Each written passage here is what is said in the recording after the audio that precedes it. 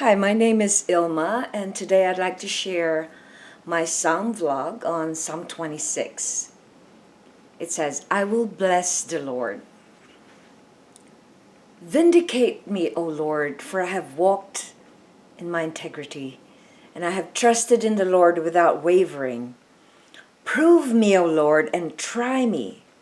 Test my heart and my mind. For your steadfast love is before my eyes, and I walk in your faithfulness. I do not sit with men of falsehood, nor do I consort with hypocrites.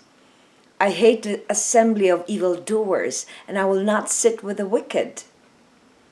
I wash my hands in innocence and go around your altar, O Lord, proclaiming thanksgiving aloud and telling all your wondrous deeds. O Lord, I love the habitation of your house and the place where your glory dwells. Do not sweep my soul away with sinners, nor my life with bloodthirsty men, in whose hands are evil devices, and whose right hands are full of bribes. But as for me, I shall walk in my integrity. Redeem me and be gracious to me. My foot stands on level ground. In the great assembly, I will bless the Lord. Psalm 26, 1-12.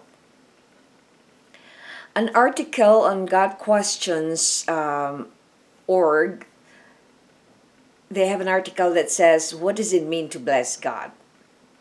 The Hebrew word translated bless or praise means literally to kneel, the implication of being to kneel in worship. Therefore, to bless the Lord means to praise Him, exalt Him, worship Him. We offer Him our praise and blessings because He deserves them. Unlike God's blessings upon us, which are wholly undeserved, and by His mercy and grace, our blessing to God is done out of an understanding that He is the praiseworthy Creator and our Heavenly Father. God is glorified when we bless and praise and acknowledge Him. Adoration. Praise the Lord of all nations. Lift Him up in exaltation. Confession.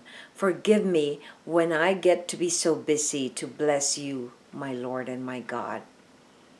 Thanksgiving. Thank you for being the perfect Father to all your children. Supplication. May all who of God's children never forget their purpose in this life, to bring God all the glory, honor, and praise. Reflection. What are the benefits of blessing the Lord? And why do we need to make a habit of it? And what happens when we don't do it?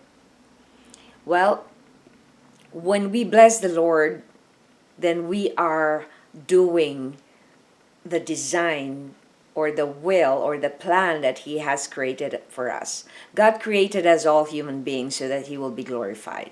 And that is the only purpose of our life, to glorify Him. If we don't glorify Him, we get in trouble. And if we just focus on the things that belongs to this world, we are not seeing the big picture of His plan, which is for all mankind to bow down to Jesus, which everything is made from, made for, and created with. So, what happens when we don't make a habit of it? We become self-centered. We focus only on what we want. We focus on our little world, and we don't see the big picture. And when we don't see the big picture, we can lose our salvation. We can lose all the blessings that God can give us, and we can be lost. So I encourage you to bless the Lord. In the King James Version, has this Hebrew word translated as bless, but the newer translations call it praise the Lord.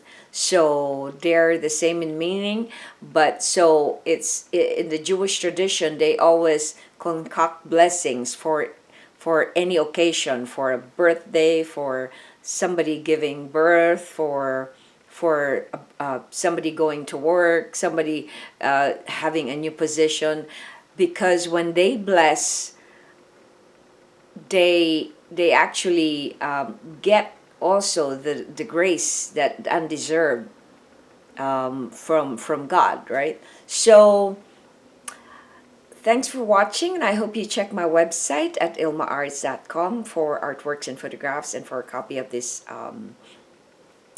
vlog. And I encourage you to please subscribe to this YouTube channel so I could do more blogs for the Lord. Thanks for watching. God bless you, and may you bless the Lord always.